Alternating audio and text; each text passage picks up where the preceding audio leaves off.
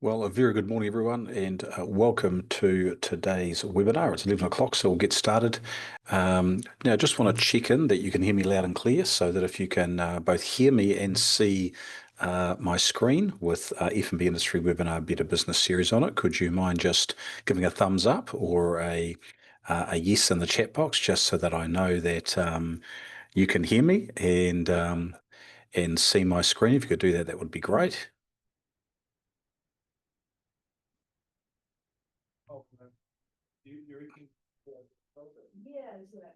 Okay, there we go.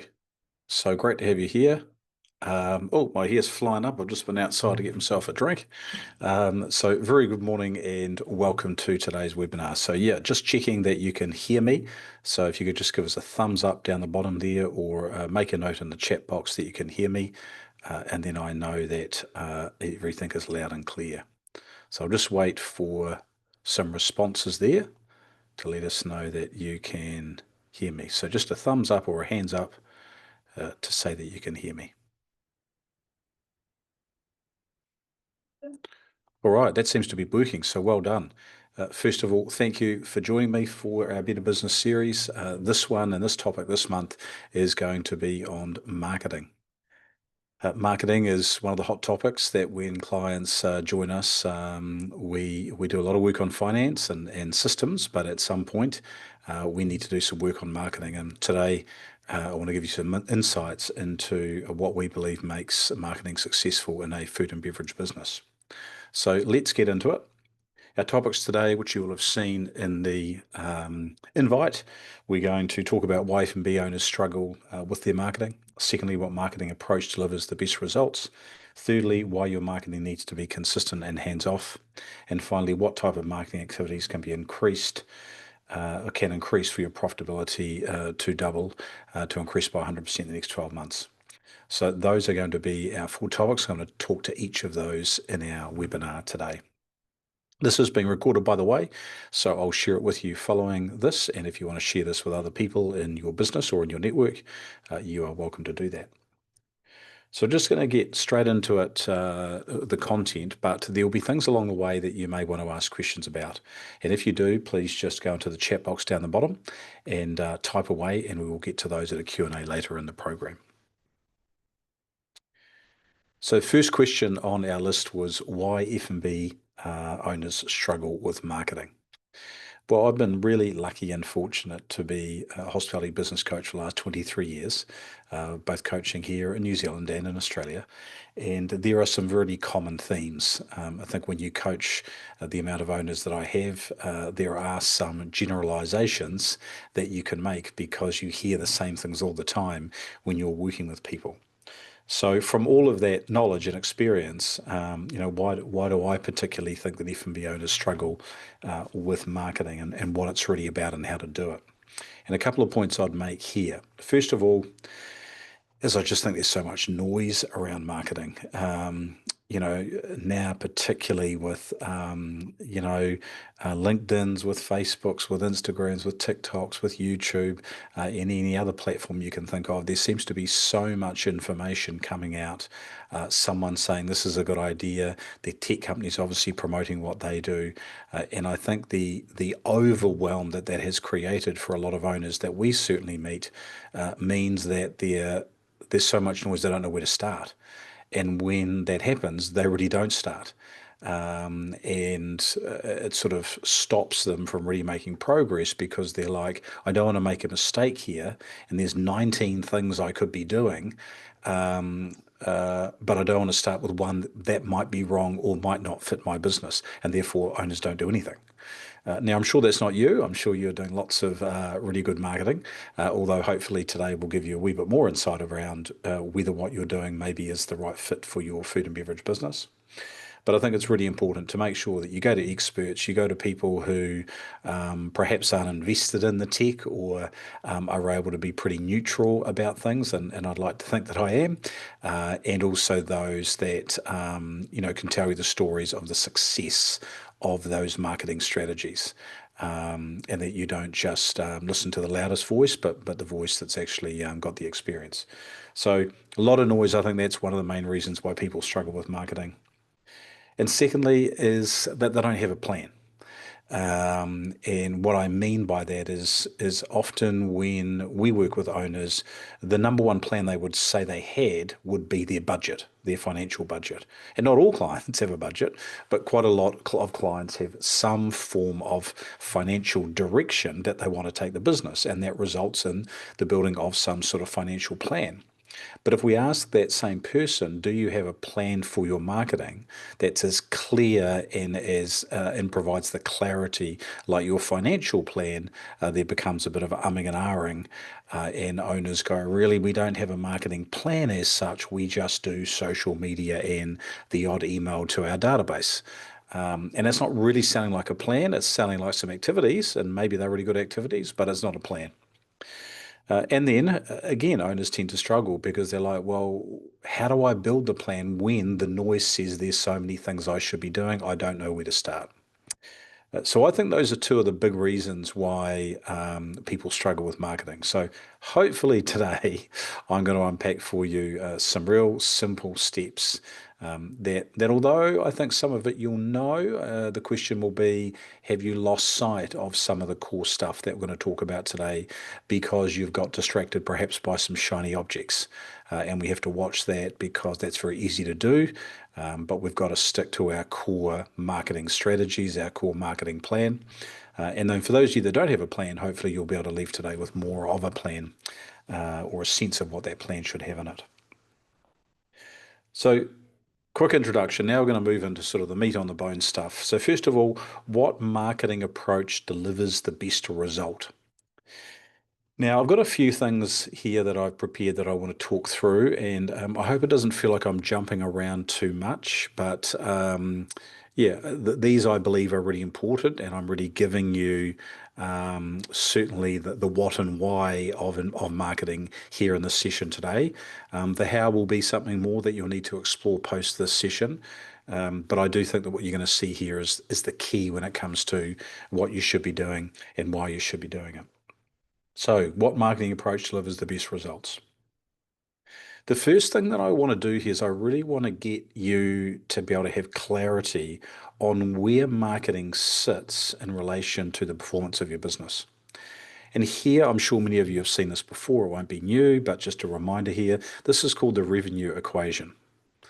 And as simple as this is, it's actually a really powerful way of looking at your business.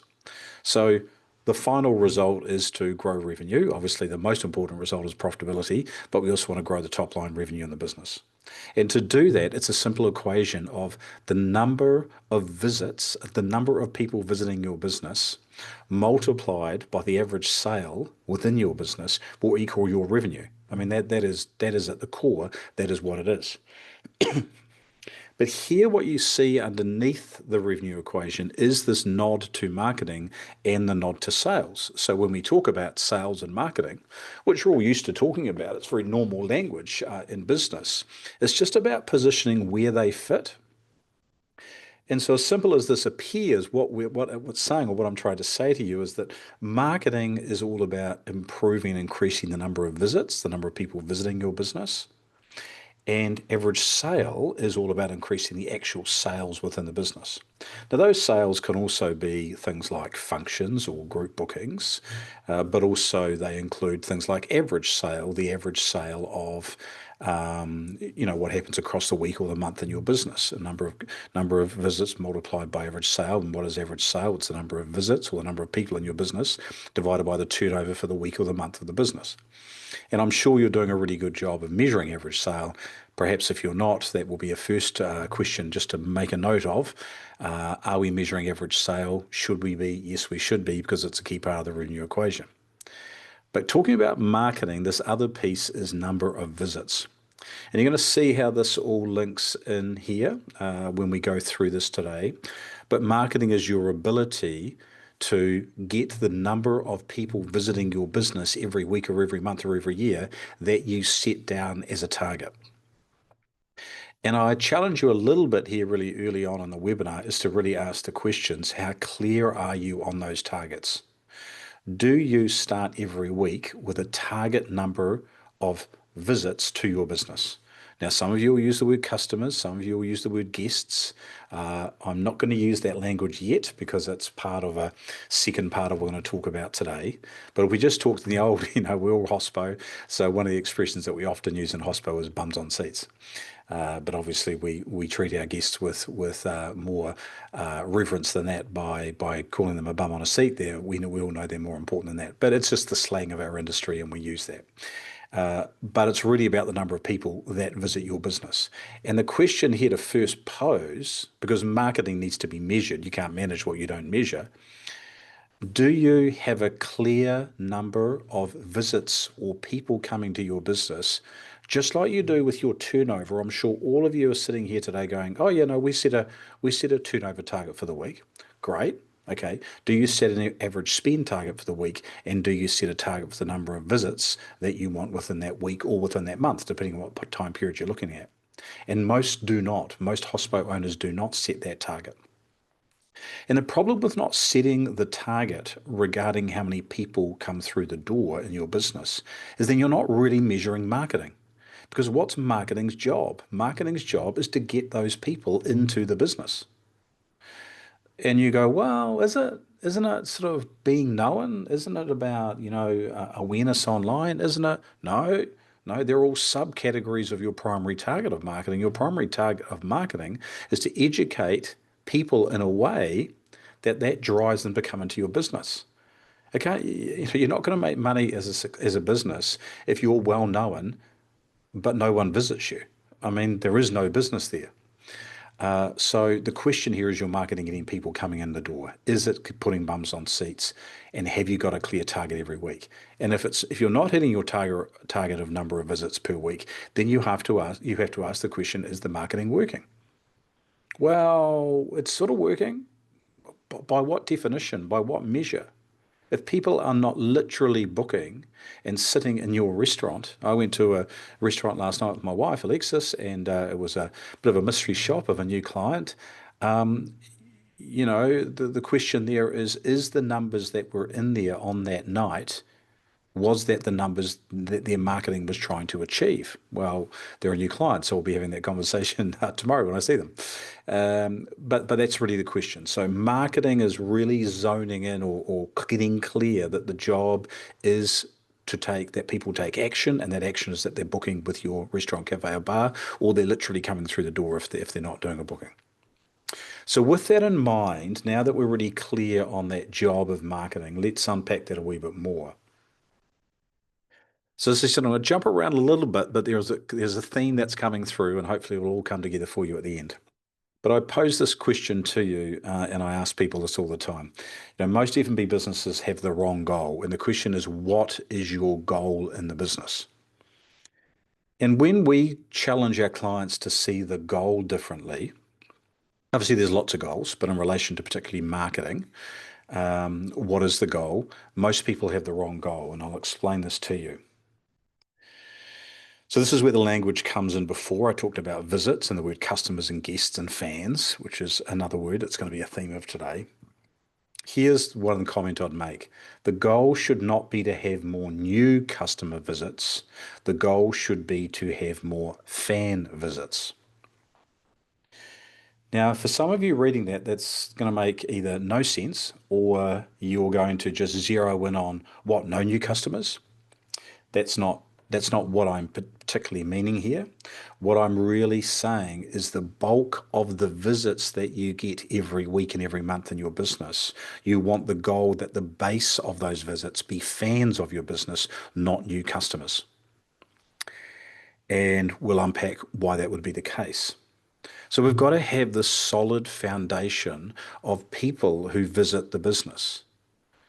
All businesses in the world will see the Pareto principle exists when it comes to sales, which is that 20% of their customer base, it doesn't matter what business we're talking about, create 80% of the revenue within that business. You can talk Google, Amazon, Meridian Energy, blah, blah, blah. There will be a consistent theme that the Pareto principle of sales happens, where 20% of the base generates 80% of the revenue. And it is really important in hospitality that we get that, and we don't just get it, we actually embrace it. And that 20% that are the people who over a year would generate the most visits and the most revenue for your business, those people are what we call fans of the business. We don't call them repeat customers. They're more than that. We elevate them to a new level within the business. They are total VIPs of the business, and we would call them fans. You love them and they love you. That is what we're looking for. And what I see all of the time is too many food and beverage businesses focusing its time on trying to get the 80% of customer visits or visits that only generate 20% of the revenue for your business. That is too much of a distraction, and they focus so much marketing time and marketing resource, time and money, on trying to get new people all the time. This obsession with the new customer. And my challenge to you today is I want you to obsess about the fan. I want you to obsess about the person that comes in every single month on a Thursday night, has dinner, the couple, whoever it might be, they spend a lot. Those people that consistently come in, they should be your priority first, and the goal should be to look after them. And it should be look after new customers, but you should be focused on, in terms of getting those visits. Remember, it's all about the visits. The visits, you want the bulk of the visits to come from the fans, not new customers. And that's the point I'm trying to make there. So I'm going to unpack this a wee bit more. Fans, who are they? What are they? Well, they look not quite like that, but they look pretty passionate about your business. Obviously, there's some football, lots of football ones there. There's a music concert, but these are people who are into whatever it is that they're into, and those are fans. And why are fans so important, and why do they need to be ripped separately apart from calling them a customer? Why? Oh, but aren't fans just loyal customers? No, no, they're more than that. They are your VIP. They are the people that will generate 80% of your revenue over a 12-month period. They need to be looked after and grouped on their own. And why are fans so important? Obviously, the revenue they generate for the business, but they do that because they visit more often and more consistently. They spend more when they come in. And because they're more engaged on your business, they do a great job of being on your marketing team, which is they tell other people about how amazing you are, and they bring people with them. You know, the couple that brings the other couple, or the fan who has their 50th and invites 13 people to a group booking at your restaurant. 9 of them have never even been to your business before. Well, that didn't cost you anything because you looked after the fan who brought those 9 people that had never been to your business. And then your job is to impress them enough to want to become a fan of your business. So these fans, they need to be treated in a totally different manner. Everyone in your business, in terms of the base of visits, should not be treated equally. That is an absolute myth. What we need to make sure is that we are doubling down on the fans because they are so important to the business. Now, when I say that comment about treated differently, obviously when it comes to the guest experience itself, we want to be delivering great guest experience, but I'm talking outside of that. I'm talking about what might be called customer engagement, or we would call fan engagement, the comms between the visits, how you do that, which we'll get to in a moment. So fans, fans, fans, that is what it's all about. Now, to do that and to create this level of fans, we have to do the fundamentals right. And the comment that I'll make here, just before I unpack the internal pillars of the guest experience, is to say this.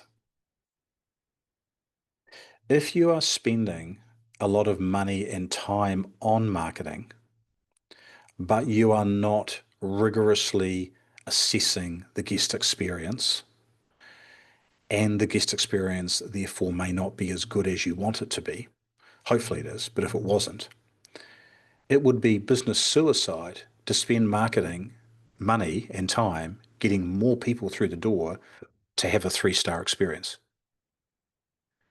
So that is a real issue, and I've seen it consistently over the years, is that people have fallen into the trap of going, oh, we've got to do all this external marketing to get people in the door because that'll help drive revenue.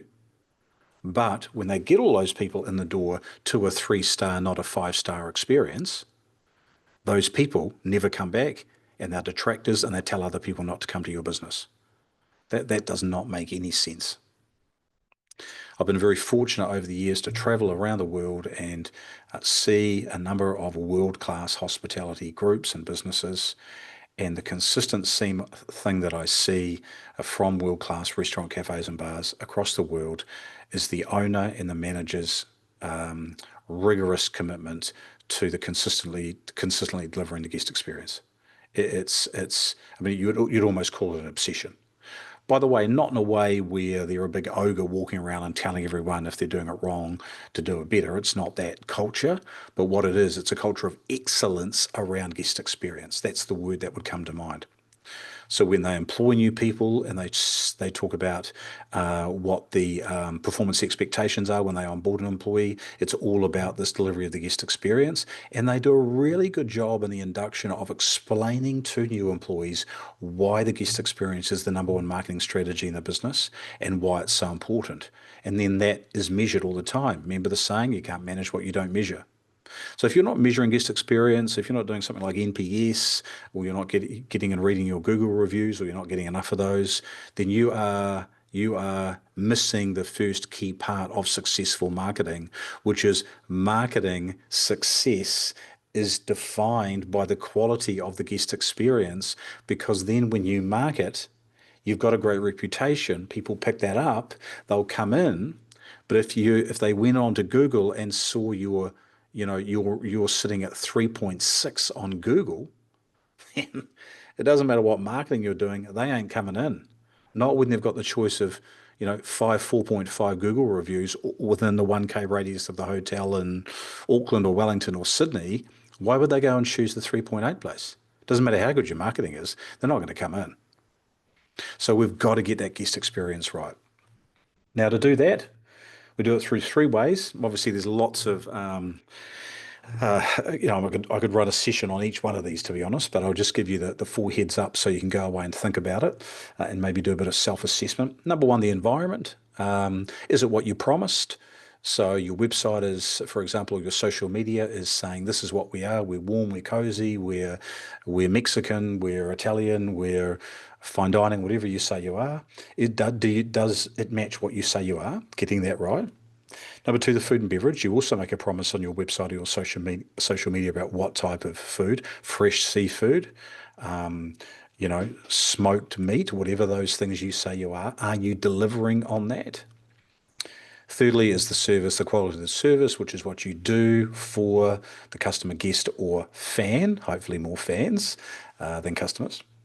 And finally, hospitality, how we make them feel. That classic line from Danny Meyer from Union Square, friend of THC, service is what you do and hospitality is how you make people feel. So really getting that right and making sure that that is audited on a regular basis within your business is key. So doing your own audits of that, making sure that's done well, and then making sure that the guest experience is reflecting that. Some of you have been around for a while, and I recognise a few faces here today on the webinar. Great to have you here. Will have seen this photo before, and it's a photo, lady right in the bang smack in the middle there is my beautiful wife Alexis, and to the right of hers, left of us, is my stepdaughter Miffy. That was a number of years ago, 2017, when they went for a girls' trip to New York, and I introduced them to Union Square and said for them to go to a few of the restaurants. And that was their day one in New York in 2017, May of 2017. They just got off the plane the day before. This is Gramercy Tavern in New York City, my favorite restaurant in the world. And that was them having lunch there on day one. And I show this photo because, I often talk about the guest experience and what it is, and you saw the functionality of the 4 pillars before. But what does it look like? And if you look at Alexis's face, obviously get past her beauty because she's my beautiful wife, but just see the glee in her face. Just see the smile that she's got. She's just finished lunch.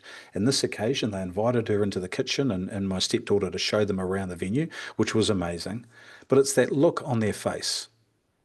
And it's that type of look that when people are leaving your cafe, restaurant, and bar, and the manager or one of the team is saying farewell, that is the look. It is that type of look that they want to be seeing. That is the look that you want to be creating in your business. Anything less than that is a below 4.5 star review when it comes to Google. But we want to be doing 4.7s, 4.8s, 4.9s, and 5s. And how do we do that? We do it by creating a culture in the business that delivers this type of expression. Not through words, but it's a visual. You don't even have to ask Alexis whether she had a great lunch. I mean, can we just not assume by that photo that she's had a great time? So just getting really simple about that and reminding the team that this guest experience is the number one marketing strategy in our business. And what are we trying to create in terms of a feeling that would create this type of expression from the people leaving your business each day? So consistently delivering the guest experience, super important and is the foundation of your marketing strategy. Third topic today, you're whipping through it. Remember, ask those questions down the bottom if you've got any, bang those through. Why your marketing needs to be consistent and hands-off. So both of these are super important, and I'll just show you through the lens of our marketing quadrant. So this is a quadrant that we have here at THC. We share it with our clients. There's a lot of detail again and behind this, but I just wanted to give you a quick sneak peek at what this looks like and perhaps some understanding for you. So we've got four boxes here, and those are created by the vertical and horizontal axes. Vertical is your marketing consistent or is it inconsistent? And on the horizontal, we've got, is your marketing hands-off or is it hands-on? Now, when you see a quadrant like this, it normally works at the bottom left-hand corner is not where you want to be, and the top right-hand corner is where you want to be. And then the other two on either side, not great either, but better than being in the bottom corner. Although you can see here with both of these under the hands-on, hands-off line, you don't want to be in either of those spaces. But you may find yourself there, and the question will be, how do you move out of that, and how do you get yourself into the top right-hand corner?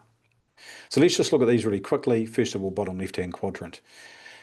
Your marketing currently is hands-on and it's inconsistent. And the problem with that, if you are doing the marketing or someone is doing the marketing in your business, it's always on your mind. And if you don't get to what you said you were going to do in terms of marketing, you feel really guilty that you haven't done the things that you should. This often arises when the client goes away on holiday, or a business owner goes away on holiday, and everything stops because they're the ones doing the marketing. It's so about them. They're so hands-on with the marketing activity itself. It just stops when they go away. So immediately that makes that inconsistent. It's the owners who I've met hundreds and hundreds of them who go, do you send out any form of newsletter to your fan base? Might be called a database. We would call it a fan base. That's what it should be. Oh, yeah, we do. Oh, right. And do you consistently do that? Not really. Okay, what do you mean not really? Oh, well, I just sort of send it out when I get round to it. Oh, okay, so you don't send one out, let's say once a quarter. No. Okay, when you send them out, what happens? Oh, it's amazing. We get bookings like straight away. Right, that's interesting. So something that gets you booking straight away, you're not being consistent about it? No, we're not. Why? Because they're so hands-on with doing it. So we don't want to be there with our marketing. Bottom right-hand corner, we're hands-off, so we're not hands-on, but the problem is it's inconsistent. So we're inconsistent and we're hands-off with the marketing. All the business in general is. Doesn't have to be you. It's just the marketing of the business. You've given up. It's like, never mind. We're so busy doing all these other things. We are just not doing really any marketing. And really, you've just given up on your marketing. And I've met, unfortunately, lots of owners. Often I've met those owners who have given up too, because the first point I made, which was that there's so much noise, they're just so distracted by the 40 things that they've been told by the world they should do with marketing that they don't do anything. And that's a form of giving up too, because they just freeze and they're just like, I don't know what to do. So either form of that, because your marketing is inconsistent and you're hands off, you've given up, or because you're overwhelmed, you've given up. We can't give up on marketing. It's got to be done. It's a department of the business and it needs as much expertise put into it as you would with finance, or would you do with HR, or whether you do with operations. So it ought to be there. Top left-hand corner, let's go up to that corner there. So your marketing is consistent, but it's very hands-on. And the problem with that, whoever's doing that, you or anyone else, is that you got to remind yourself all of the time. You're always under pressure because it's like, oh, I've got to send out, the birthday vouchers this month because that's my job. And then you've got this other job of sending a newsletter and the other job of sending this, and these massive list of what you call marketing jobs.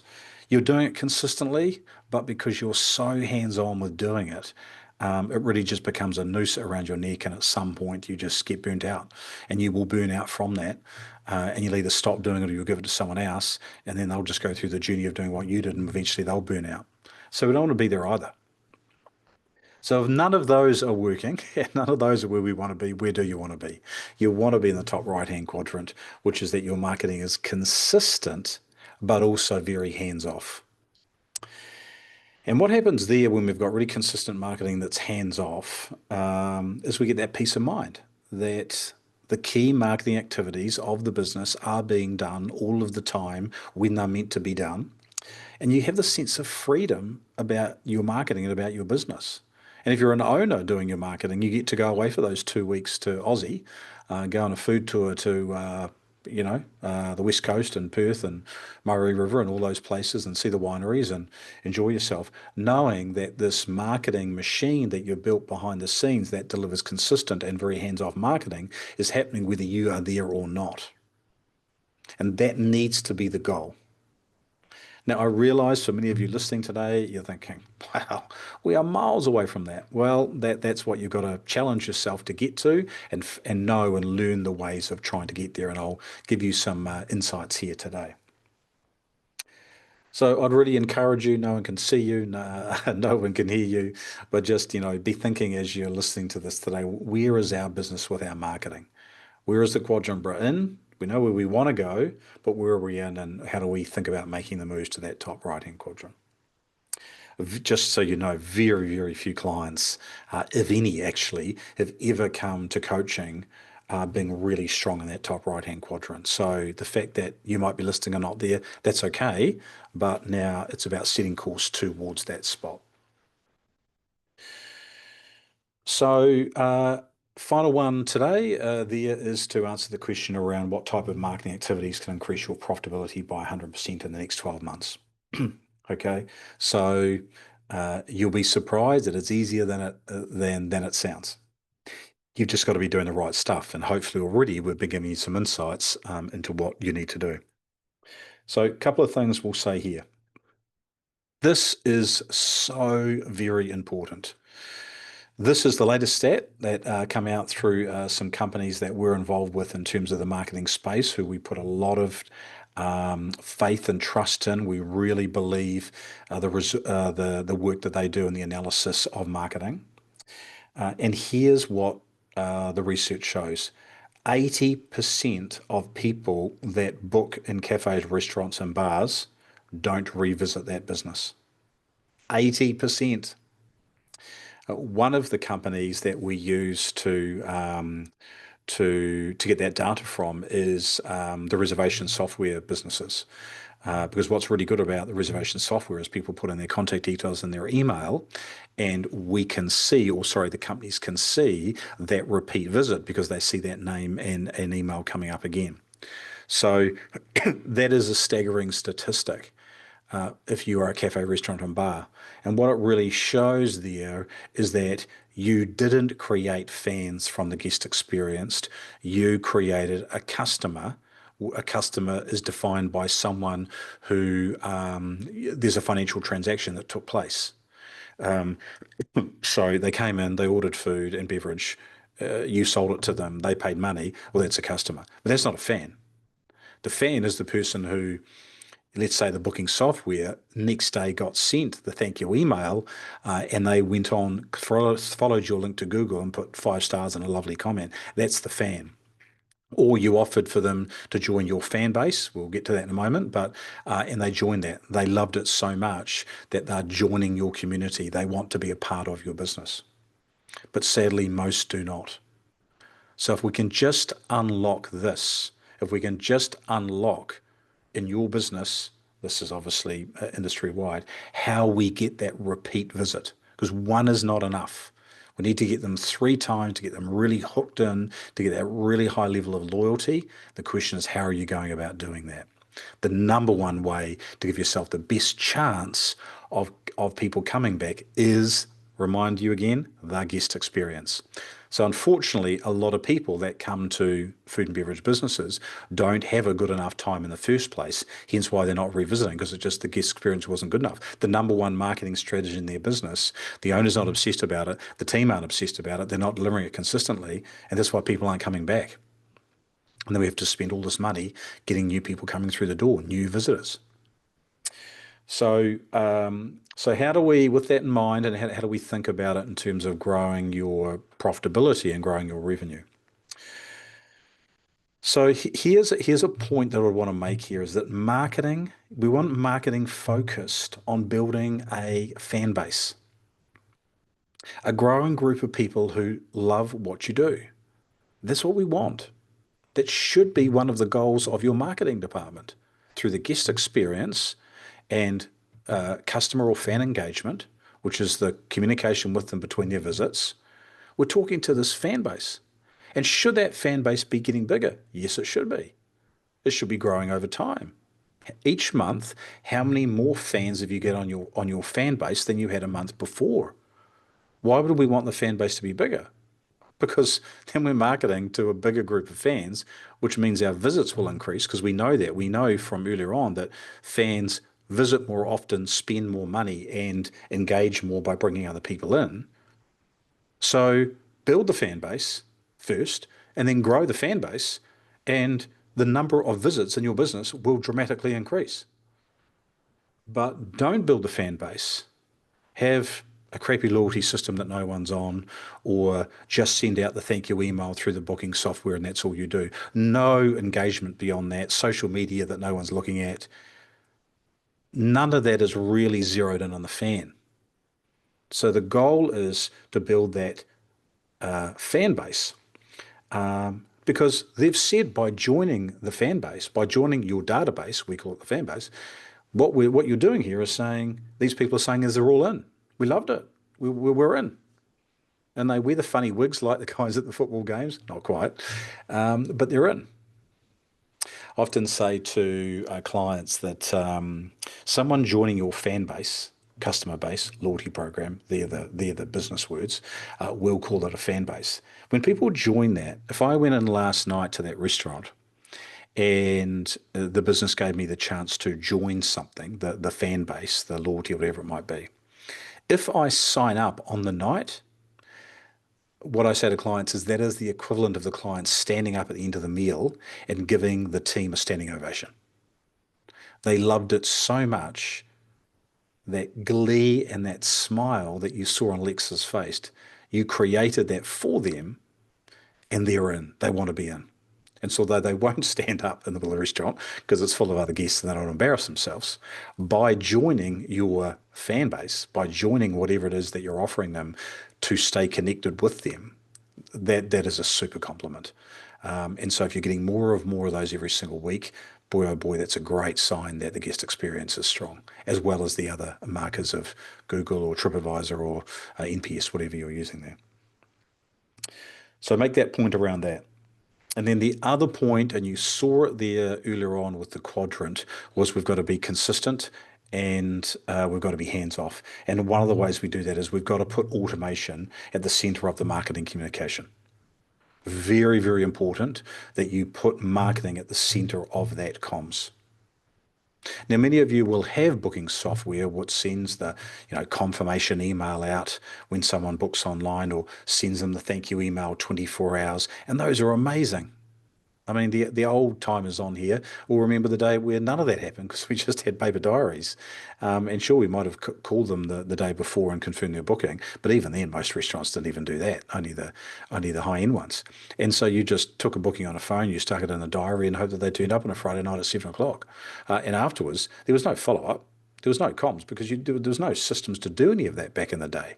Now, though, all of this technology allows for this comms to happen. But I want to make it really clear.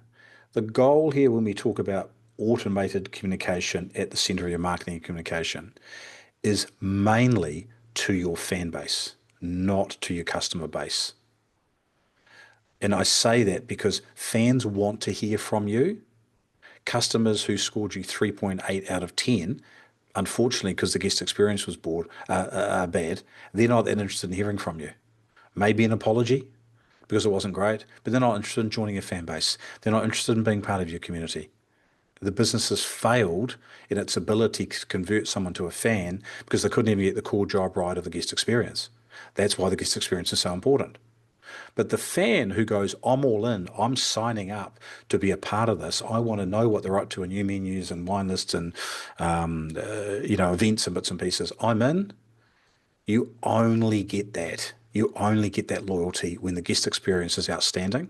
And then from there, you get to automate the communication with them, which means they want to hear from you. And I've got a number of businesses, hospo and retail and clothing stores that I like that send me stuff. And I'm really happy to get that because I'm a fan of what it is, whatever a restaurant, a retail store, whatever it might be. The ones I'm not a fan of, I just unsubmit and, unsubscribe and I'm not part of that. So, but to say, oh, James, we're gonna, send people too many emails. Who? Who are you sending them to? Your customer base or your fan base? Aren't they the same things? No, we've established today that a customer base and a fan base are not the same things.